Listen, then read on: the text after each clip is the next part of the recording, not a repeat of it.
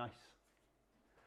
So I have for you a little bit of a different video today. I'm joined by James Bailey, as you can see here. Those who aren't new to my channel will have seen James before.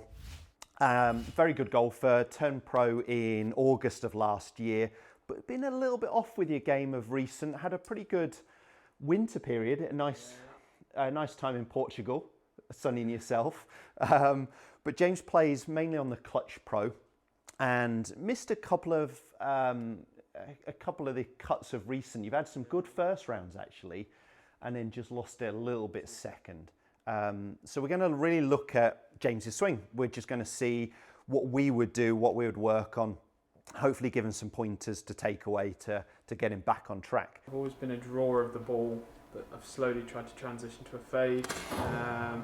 That's mainly caused me to flight everything lower, get a lot steeper, and kind of bring that little pull into action. Okay. Whereas I've always been a... And the destructive shot right now, has it been the pull or has it been the overcut? Or The overcut, hands get high. So James, because he generates a lot of speed, especially with driver, it's very important to have a shot shape he can play to on a golf course, something he can rely on. And the fade, as you said, was working, but it's got to be starting left. Yeah. So the issue is when the ball starts probably too straight or slightly right and overturns, or when you're aiming down that left trying to hit a cut, but you actually probably hit it straight where you're aiming, or maybe a little left of that. So what we're going to start with, guys, is we're just going to get James to hit some, so we've got a little bit of data to kind of look through. I'll also get it on V1, so we'll then kind of cut back to us really, doing a bit of an overview of where James is at with his golf. So for right now, let's just record a little bit of data. If you can hit me some.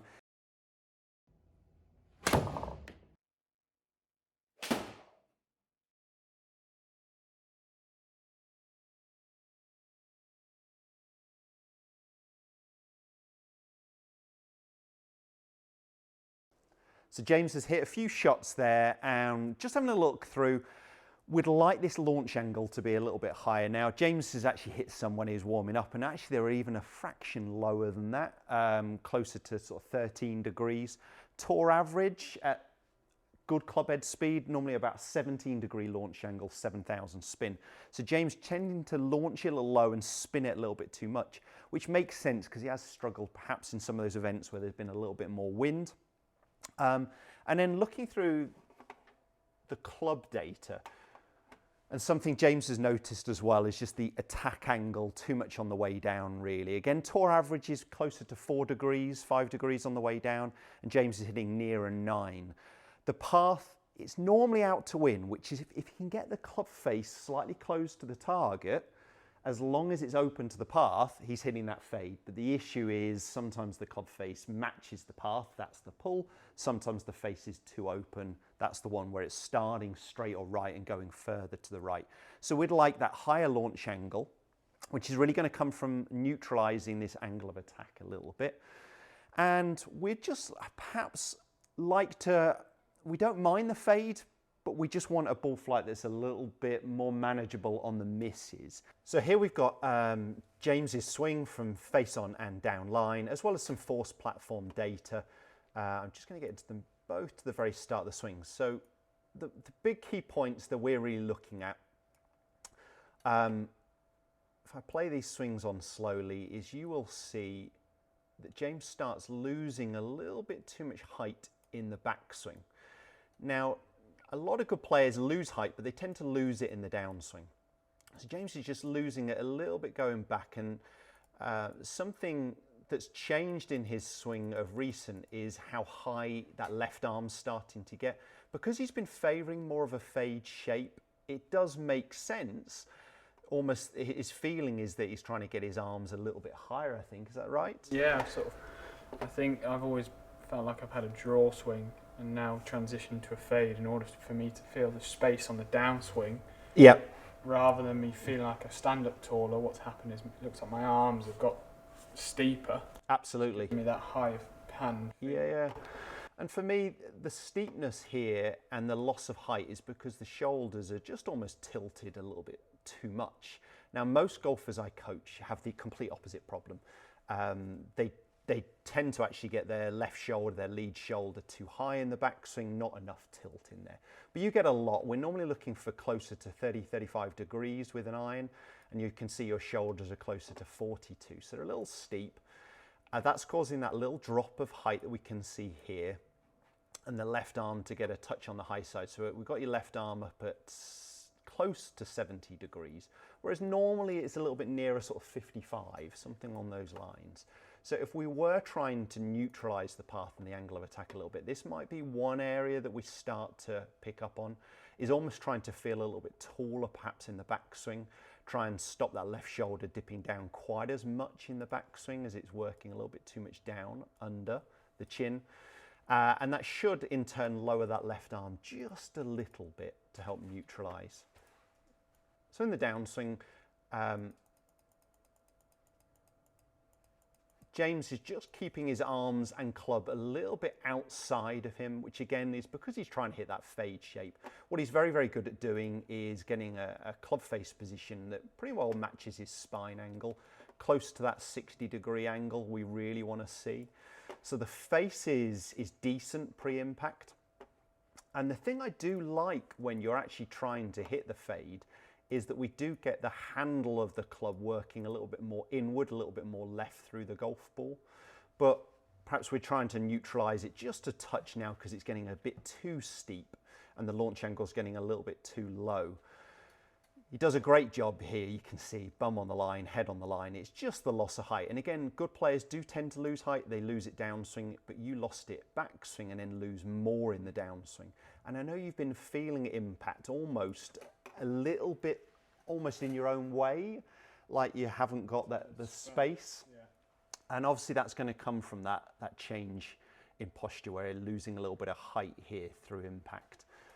There's obviously a lot of good, there's a lot to like, but we're just talking about neutralizing that angle of attack, getting that launch angle up a little bit higher, and perhaps even trying to feel more of a draw swing just to get the path a little bit more neutral, even if we end up with a soft fade. Yeah. It doesn't have to be a draw, but just something. Attack angle and launch angle a bit better. Absolutely. So we're just going to jump into having a little look now at what we can do in terms of drills and exercise, and hopefully get then an after swing on as well.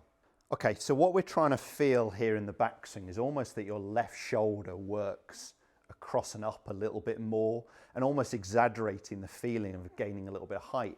And that's going to lower that left arm position as well and stop you losing the height. So the sensation is the left shoulder doesn't go down as much and you feel a lot taller in your backswing there. And I think as a great drill for you, initially, if you just put the club into your sternum, that's it, perfect. And what I want is this to rise and point almost at this camera behind us. So your feeling is that your sternum is moving up and behind you. Good. Whereas you've been in this position almost here too much. Yeah. So really trying to feel like there's a lot more extension of the chest upwards there. That's great. So you've got some space and you've got some height in that lower left arm. What I want you to go ahead and do is just hit me a couple and then perhaps we'll jump into some of the other drills.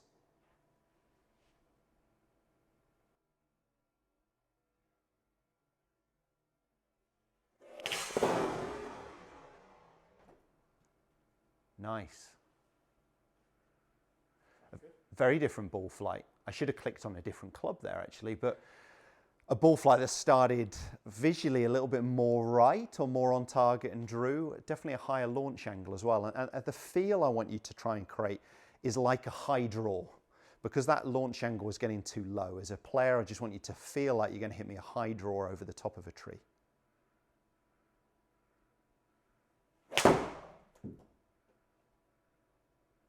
Great swing.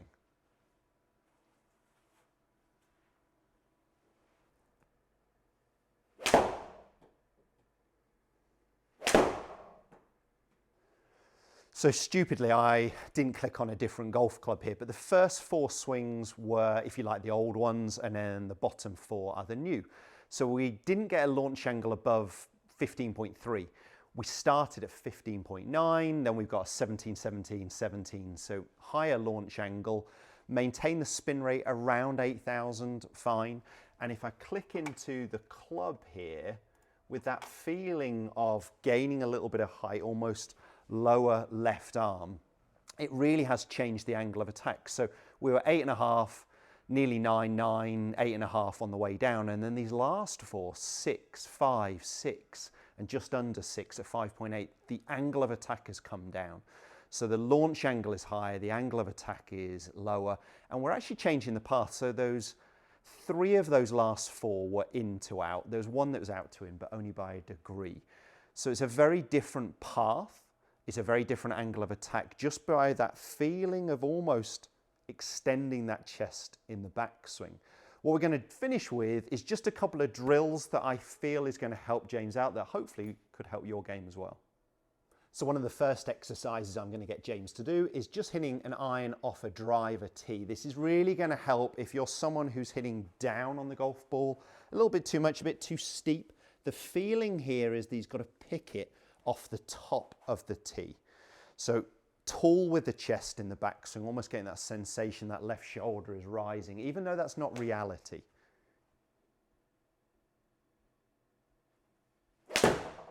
Good. So you can hover the club, but you got that feeling there of nice and tall, giving yourself a little bit of space, a little bit of room.